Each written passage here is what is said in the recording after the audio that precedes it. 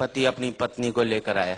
इसलिए नहीं लाया कि उसे प्यार करता है, इसलिए लाया कि खुद तो अपनी लुगाई को कुछ कह नहीं पाता, मुझसे कहलवाना चाहता है।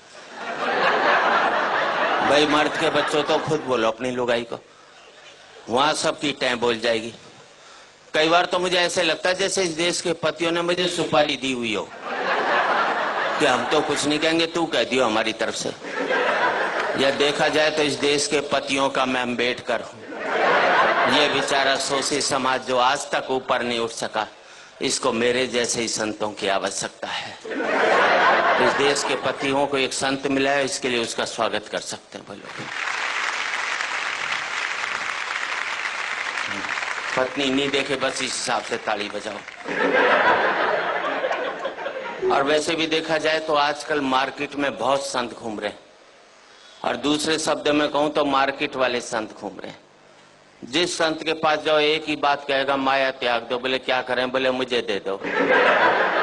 हर एक चाहता है वो तो करोड़पति बन जाए और आप बाबा जी बन जाओ।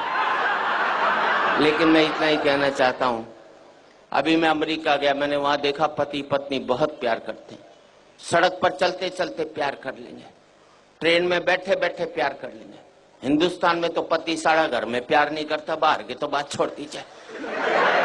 इतना प्यार करते हैं अमेरिका में पति पत्नी की, उनका प्यार का कोटा 2 साल में पूरा हो लेता है, फिर वो तलाक ले लेते हैं। हिंदुस्तानी पति पत्नी सुबह प्यार करेंगे, शाम को माथा फोड़ लेंगे, तो जिंदगी भर प्यार का कोटा पूरा ही नहीं हो पाता। इसलिए हमारे यहाँ कहते हैं 7 जन्मों तक साथ निभाएंगे, क्योंकि हम एक जन्म में प्यार का कोटा पूरा नहीं कर सकते। हंसने की बात नहीं, आपको अगले जन्म में दूसरी लुगाई चाहिए, तो इस जन्म में इस वाली को खूब प्यार करो, अपना कोटा पूरा कर लो बस। भगवान अगले जन्म में दूसरी दे देगा, और नए कोटा पूरा करेगा तो 70 जन्म तक यही मिलने वाली है। हंसने की बात नहीं है, कल से जिस पत्नी को पति प्यार करने लग जाए तो समझ लेना साले के दिल में खोट है, वो चाहता ही नहीं कि अगले जन्म में ये। मैंने तो टेक्निकल बात बता दी। अच्छा, मैंने रिसर्च की कि इस देश में पति पत्नी से डरता क्यों? हमें जितनी भी ताकतें मिलती हैं सब औरतों से मिलती है। पैसा चाहिए लक्ष्मी जी के पास जाओ, बुद्धि चाहिए सरस्वती जी के पास जाओ, ताकत चाहिए दुर्गा जी के पास जाओ, आदमी के पास छोड़ा क्या? मेरे समझ में नहीं आया। हमारे शंकर भगवान विष्णु भगवान बिल्कुल खाली बैठे, एक पावर नहीं दोनों के पास में, जिसे कहते हैं ना मिनिस्टर विदाउट पोर्टफोलियो। इसलिए एक जाकर बेचारा पहाड़ पर बैठ गया, और कपड़े भी कितने दिए पहनने को, देखो इसे, गले में सांप और डाल दिया। थोड़ी कसर बची थी तो जटा से गंगा और निकलवा दी ठंड के अंदर। पीने को मांगा तो विष पिला दिया। ऐसे में आदमी तांडव नहीं करेगा तो क्या बांसुरी बजाएगा? वैसे दूसरे को शेषनाग पर लिटा दिया, वो भी समुन्द्र में दूर दूर तक पीने का पानी भी नसीब नहीं हो सकता। अच्छा, दोनों बेचारे आपस में रोना भी नहीं रो सकते कि एक पहाड़ पर बैठा एक सागर में लेटा है, वरना दुखी पति आपस में बात करके मन हल्का कर लेते। एक हमारी जान को आ गया करवा चौथ का व्रत, पता नहीं लुगाई कब तोड़ दे। इधर व्रत टूटा उधर पति साथ, क्योंकि पति की जिंदगी के लिए रखा जाता है।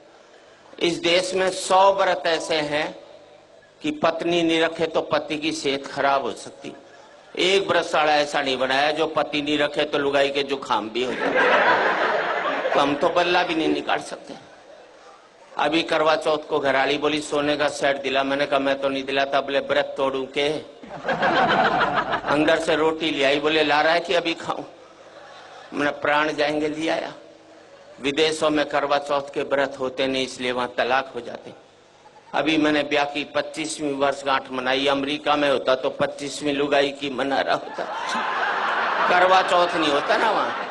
हमारे यहाँ पति पत्नी तो रेल की पटरी की तरह, मिलो मत साथ जरूर चलना पड़ेगा।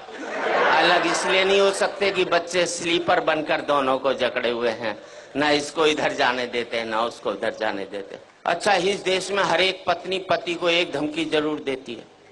मैं तो बच्चों की वजह से टिकी हुई हूँ, वरना कब की निकल जाती। अब मैंने अपनी लुगाई से कहा, मैंने देख सारे बच्चे ब्याह लिए, अब तो निकल ले। बोले ना जरा पोते का ब्याह और देख लो, उसने कभी नहीं निकलना। और मैं आप सबसे एक ही बात कहना चाहता हूं, जिन परिवारों ने ये बच्चों के स्लीपर मजबूत रख लिए वो पति पत्नी इकट्ठे रह गए, जिनके ये स्लीपर कमजोर हो गए वो पति पत्नी भी अलग रह गए।